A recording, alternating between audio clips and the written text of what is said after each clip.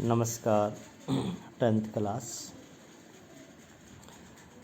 सामाजिक में जो हमारा चैप्टर चल रहा है राष्ट्रीय अर्थव्यवस्था की जीवन रेखा, उसमें आज हम लघु में क्वेश्चन नंबर 8 करेंगे।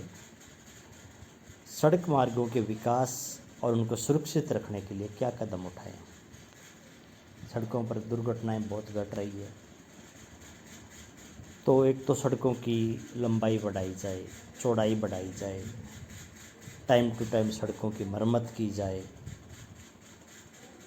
सड़कों को तीव्रगामी वाहन, क्योंकि आजकल जो वाहन आते हैं वो बड़े तेज़ चलते हैं, तो हमें हमारी सड़कें बनानी ऐसी है जिसके ऊपर अगर हम तेज़ भी वाहन चलाएं तो कोई दुर्घटना नहीं। लेकिन सड़कों की चौड़ाई बढ़ा दें। दुर्घटना कब होती है? जब सड़कों पर भीड़ होती है, तो 2 लेन 4 लेन वाली सड़कें बनाते हैं ताकि सड़कों पर भीड़ ना हो। भीड़ होती है, ऊपर से वाहन तेज़ चलते हैं, दुर्घटना होती है। तो सड़कें अगर चौड़ी होगी तो वाहन तेज़ चलेंगे तो दुर्घटना के अवसर कम हो जाते हैं।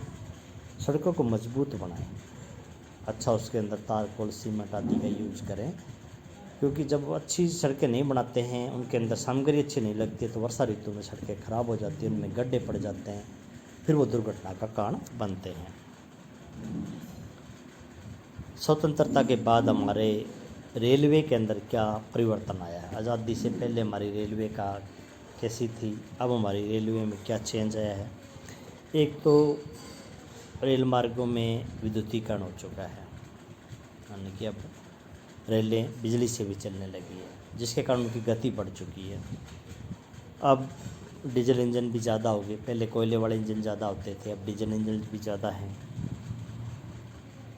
रेल व्यवस्था को आधुनिक बनाने के लिए माइक्रोवेव व्यवस्था शुरू हो चुकी है। माइक्रोवेव व्यवस्था का मतलब है कि अब रेलों के अंदर ही आपको खाने पीने की सुविधा मिलती है, घर बैठे ही आप टिकट बुक करवा सकते हो। रेलों की गति भी लगातार बढ़ती जा रही है, क्योंकि बिजली से चलने वाले ट्रेनें हैं, इनकी स्पीड काफ़ी ज़्यादा होती है। और कई जो रेल मार्ग जो पहले टूटे फूटे थे, उन रेल मार्गों को चेंज कर दिया गया है। ये कुछ सुधार हुए हैं रेलवे में। राष्ट्रीय राजमार्ग राज्य राजमार्ग में अंतर क्या है? तो राष्ट्रीय राजमार्ग होते हैं, ये देश के 2 दूर स्थित भागों को आपस में जोड़ते हैं, जबकि राज्य राजमार्ग राज्य के मुख्य नगर को राज्य की राजधानी से जोड़ते हैं। राष्ट्रीय राजमार्ग इनके नेशनल हाईवे हैं, उनकी देख रेख है वो केंद्र सरकार या केंद्रीय लोक निर्माण विभाग है वो करता है, जबकि राज्य राजमार्गों की रख रखाव है वो PW विभाग है, जो सार्वजनिक निर्माण विभाग है, वो उनकी देख रेख वो करता है। भारत में सड़क घनत्व, सड़कों की औसत लंबाई कितनी है? तो भारत में 100 वर्ग किलोमीटर क्षेत्र में सड़कों की औसत लंबाई को हम सड़क घनत्व, 100 वर्ग किलोमीटर में सड़कों की औसत लंबाई कितनी है वो सड़क घनत्व कहलाता है। भारत के विभिन्न भागों में सड़क घनत्व एक समान नहीं है।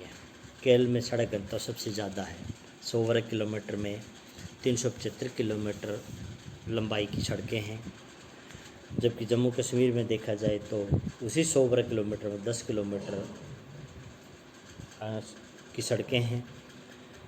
कुछ वर्ष पहले सड़कों के राष्ट्रीय घनत्व 75 किलोमीटर प्रति 100 वर्ग किलोमीटर में था, औसत बताया इसने। रेल निर्माण में आने वाली कठिनाइयाँ क्या हैं? जो रेलवे का हमारा सिस्टम है, रेल लाइन बिछाने में क्या दिक्कत आ रही है? तो अगर हमारा प्रायद्वीपीय पठार का इलाका देखा जाए तो वो काफ़ी उबड़ खाबड़ है, जहाँ पर हमारे खनिज पाए जाते हैं, छोटी छोटी पहाड़ियाँ हैं, तो वहाँ पर रेल लाइन क्योंकि हमने पहले पढ़ा, रेल लाइनें बिछाने के लिए समतल भूमि होनी ज़रूरी है। अगर हमारे ऊपर हिमालय पर्वत में देखें, वो भी इलाका है वो बड़ा ही ऊंचा नीचा है, जनसंख्या कम है, तो रेल लाइन जहाँ बिछाने के लिए एक तो समतल इलाका होना चाहिए, दूसरा जनसंख्या भी, क्योंकि समतल इलाका होता है ऑटोमेटिक जनसंख्या भी ज़्यादा होती है। अगर हम राजस्थान की बात करें तो रेतीले टिल्ले हैं, अगर हम गुजरात की तरफ जाएं तो थोड़ा दलदली भाग है, मध्य प्रदेश की तरफ जाएं तो वहाँ जंगल बहुत ज़्यादा हैं, और देश के कई भागों में जो नदियाँ निकलती है तो नदियों में कई बार क्या होता है कि वर्षा के समय बाढ़ आ जाती है, तो उससे हमारी रेल लाइन में काफ़ी नुकसान पहुंचता है। तो ये रेल निर्माण में काफ़ी कठिनाइयाँ आ रही है।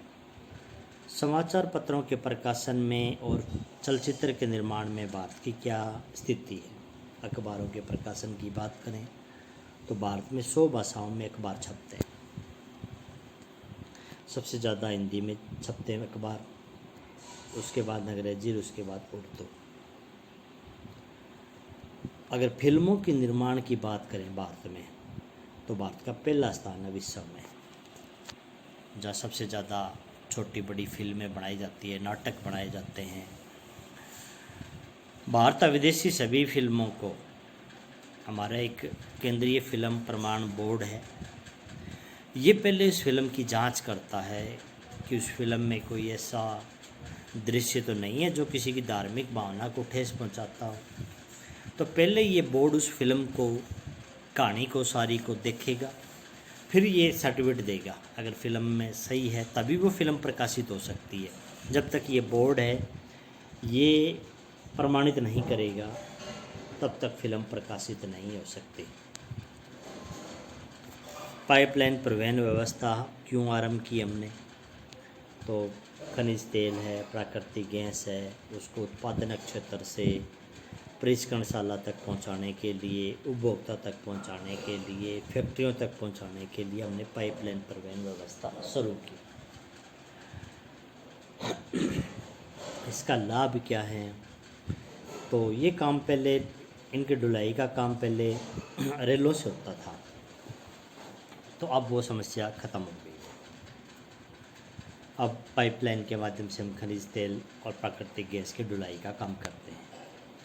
दूसरा, पाइपलाइन बिछाने में एक बार खर्च आता है, फिर इसके ऊपर चालू रखने में ज़्यादा खर्च नहीं है। तो परिवहन का समय भी नष्ट नहीं होता ना। पहले तो रेलों के अंदर तेल या गैस ले आने में टाइम बहुत लगता था। कहाँ बॉम्बे आई, वहाँ से अगर तेल लेकर हरियाणा आना है रेल को, तो 3-4 दिन लग जाते थे। अब पाइपलाइनों में क्या है, वहाँ से मशीन स्टार्ट करते ही तेल यहाँ स्टार्ट हो जाएगा। जैसे पाइपलाइनों के अंदर हम पानी का देख लें सप्लाई, ऐसे वो तेल की सप्लाई होती है। तो समय की बचत होती है, ना कोई बर्बादी होती है। क्योंकि कई बार क्या होता है, रेलवे आदि के अंदर कोई भयानक दुर्घटना हो जाती है, रेल जो है वो पटरी से उतर जाती है, तो इसमें काफ़ी तेल है वो बर्थ खराब हो जाता है, इसमें वो भी खतरा नहीं होता। भारत में सड़कों की क्या समस्या है? तो सड़कों की समस्या के बारे में अगर देखें तो भारत में अगर वाहनों को देखें तो सड़कें कम हैं। हम देखते हैं सड़कों पर वाहनों की संख्या बहुत ज़्यादा है, काफ़ी सड़कें कच्ची भी हैं।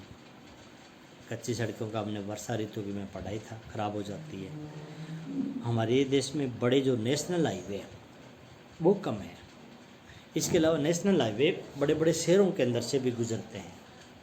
अब धीरे धीरे तरक्की हो रही है, नेशनल हाईवे को बड़े बड़े शहरों से बाईपास निकाला जा रहा है, आगे सुधार आ रहा है। इसके अलावा सड़कों के ऊपर आपातकालीन सुविधाएं नहीं है। अगर कोई दुर्घटना हो जाती है तो तुरंत दुर्घटनाग्रस्त व्यक्ति को वहाँ से उठाकर हॉस्पिटल पहुँचाने की कोई सुविधा नहीं है, पुलिस की कोई व्यवस्था नहीं है। ये भी एक समस्या है। भारत में रेल मार्गों का वितरण असमान है। जैसे कि पूरे भारत में अगर हम देखें तो रेल लाइनें बराबर नहीं है, क्योंकि हमारा धरातल एक जैसा नहीं है। देश में जिन भागों में अगर हम उत्तरी मैदान की बात करें तो समतल भूमि है, या कृषि अच्छी होती है, उद्योग अच्छे हैं। इसके अलावा समतल भाग में रेल लाइन बिछाना भी आसान है। तो मैदानी भागों में पंजाब, हरियाणा, उत्तर प्रदेश, मध्य प्रदेश, इन राज्यों की बात करें तो रेल लाइनों के जाड़ बिछे पड़े हैं। इसके अलावा जो हमारा ऊपर पहाड़ी इलाका है, या हमारा मरुस्थलीय क्षेत्र है, या हमारा प्रायद्वीपीय पठारी भाग है, जो उबड़ खाबड़ भी है, वहाँ जनसंख्या कम है, तो वहाँ रेल लाइनों का विस्तार करना है। जहाँ जनसंख्या अच्छी होती है, रेल लाइन बिछाने के लिए क्षेत्र अच्छा होता है, वहाँ रेल लाइनों की संख्या बहुत ज़्यादा है देश में। यही कारण है कि हमारे देश में जो स्वरूप एक जैसा न होने के कारण रेल लाइनों के वितरण में असमानता पाई जाती है। तो आज आप इतना ही करोगे। और इसमें आपका जो लिखने का काम है वो आपका क्वेश्चन नंबर 14 पाइपलाइन प्रबंधन व्यवस्था, ये क्वेश्चन आप राइट करोगे, बाकी सारे क्वेश्चन आप याद करोगे।